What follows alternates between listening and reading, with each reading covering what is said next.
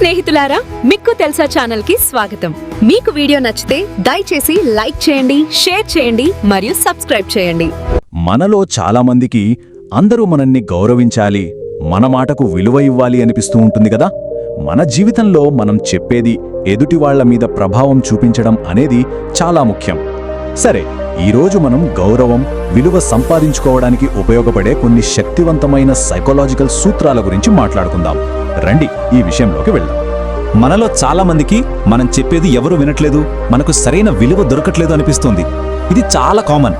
కానీ కొంతమందిని గమనించారా? వాళ్ళు ఎలాంటి ప్రయత్నం చేయకుండానే అందరి అటెన్షన్ వాళ్ల వైపు తిప్పుకుంటారు. వాళ్ళు గదిలోకి వస్తే చాలు మొత్తం వాతావరణమే మారిపోతుంది. అసలు దీని వెనుకున్న రహస్యం ఏంటి? దాన్ని తెలుసుకునే ప్రయత్నం చేద్దాం. అయితే ఈ రహస్యం వెనుకున్న అసలు విషయం ఏంటంటే రివర్స్ సైకాలజీని అర్థం చేసుకోవడం. ఇది ఏదో చిన్న ట్రిక్ కాదండి. మనుషుల ప్రవర్తనను లోతుగా అర్థం చేసుకోవడానికి ఇది ఒక పవర్ఫుల్ సాధనం అన్నమాట.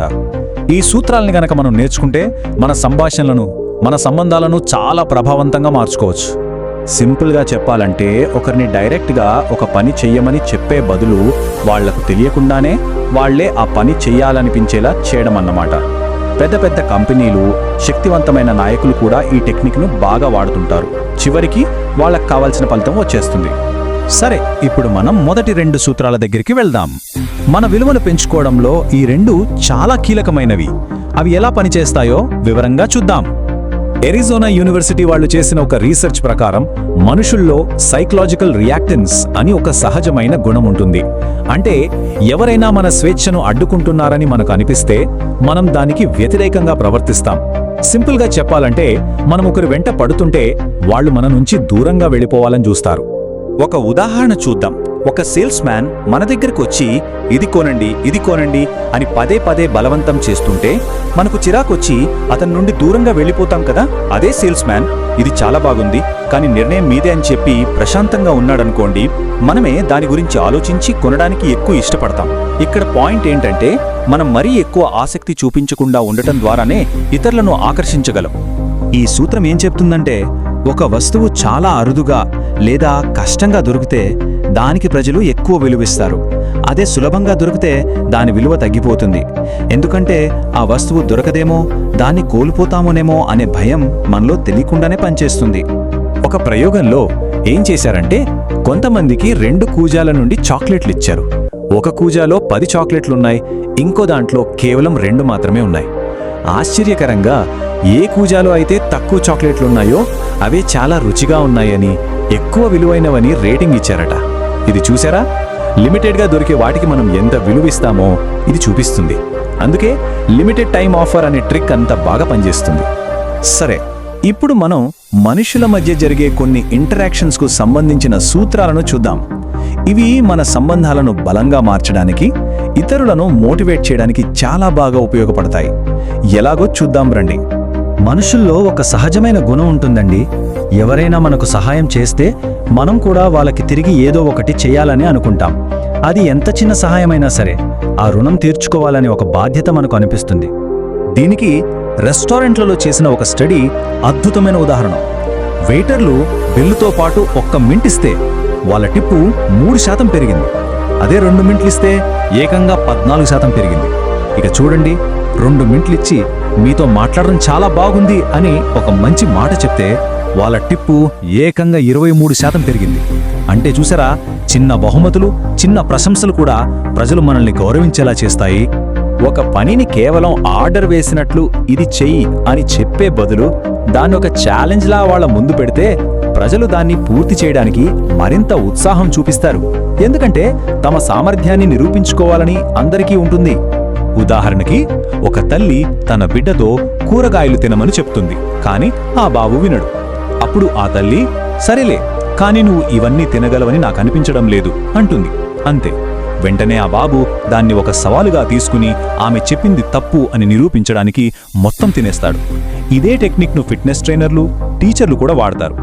సరే, ఇక మనం చివరి సూత్రాల దగ్గరకు వచ్చేసాం. ఇవి మన మీద మనకు నమ్మకాన్ని, మన విశ్వసనీయతను ఎలా పెంచుకోవాలో వివరిస్తాయి. మన చుట్టూ ఉన్న ప్రపంచం మన నిర్ణయాలను ఎలా ప్రభావితం చేస్తుందో కూడా తెలుసుకుందాం. చాలామంది తమకు తెలియదని ఒప్పుకోవడానికి ఇష్టపడరు. అంతా తెలిసినట్టు నటించడానికి ప్రయత్నిస్తారు. కానీ నిజానికి నాకు దీని గురించి తెలియదు, కానీ ఖచ్చితంగా తెలుసుకుంటాను అని నిజాయితీగా చెప్పడం మీ మీద నమ్మకాన్ని పెంచుతుంది. ఇది మీ నిజాయితీని, ఆత్మవిశ్వాసాన్ని చూపిస్తుంది. ఇక్కడొక ఫన్నీ విషయం చూడండి. ఒక స్టడీ ప్రకారం 80% మంది డ్రైవర్లు తమను తాము యావరేజ్ కంటే బెటర్ డ్రైవర్లు అని అనుకుంటారట. ఇది లెక్కల ప్రకారం అసాధ్యం కదా. అంటే ప్రజలు తమ బలహీనతలను ఒప్పుకోవడానికి ఎంత వెనకాడతారో ఇది చూపిస్తుంది.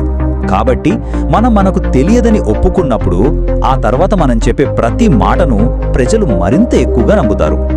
దీన్నే foot in the door technique అని కూడా అంటారు. దీని ప్రకారం ప్రజలు తాము గతంలో తీసుకున్న నిర్ణయాలకు కట్టుబడి ఉండటానికి ప్రయత్నిస్తారు.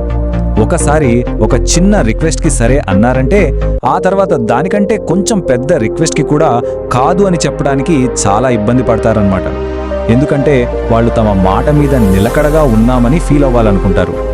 కొన్నిసార్లు మన నిర్ణయాలను మనకంటే ఎక్కువగా మన చుట్టూ ఉన్నవాళ్లే ప్రభావితం చేస్తారు.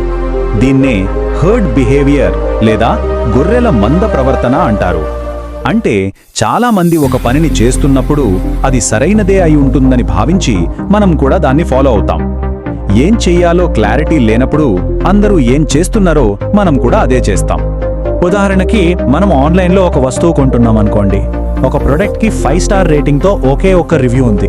ఇంకో ప్రొడక్ట్కి 4.5 స్టార్ రేటింగ్తో 5,000 రివ్యూలున్నాయి. ఇప్పుడు చెప్పండి, దేని కొంటారు? దాదాపు అందరూ రెండో దాన్ని ఎంచుకుంటారు. ఎందుకంటే 1000 మంది దాన్ని వాడి తమ అభిప్రాయం చెప్పారు.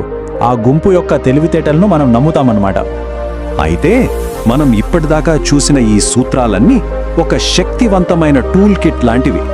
వీటిని కేవలం ఇతరులను కంట్రోల్ చేయడానికి కాకుండా మనుషుల ప్రవర్తనను లోతుగా అర్థం చేసుకోవడానికి, మన సంబంధాలను మెరుగుపరుచుకోవడానికి ఉపయోగించాలి. సరే, ఒక్కసారి మళ్ళీ గుర్తు చేసుకుందాం. నిర్లిప్తత ద్వారా ఆకర్షించడం, కొరత ద్వారా విలువను పెంచడం, పరస్పర సహాయంతో సంబంధాలు కట్టుకోవడం, సవాళ్లతో ప్రేరేపించడం, తెలియదని ఒప్పుకోవడం ద్వారా నమ్మకాన్ని పొందడం, స్థిరంగా ఉండేలా చేయడం మరియు సోషల్ ప్రూఫ్ యొక్క శక్తిని అర్థం చేసుకోవడం. చివరిగా ఒక ప్రశ్నతో ముగిద్దాం.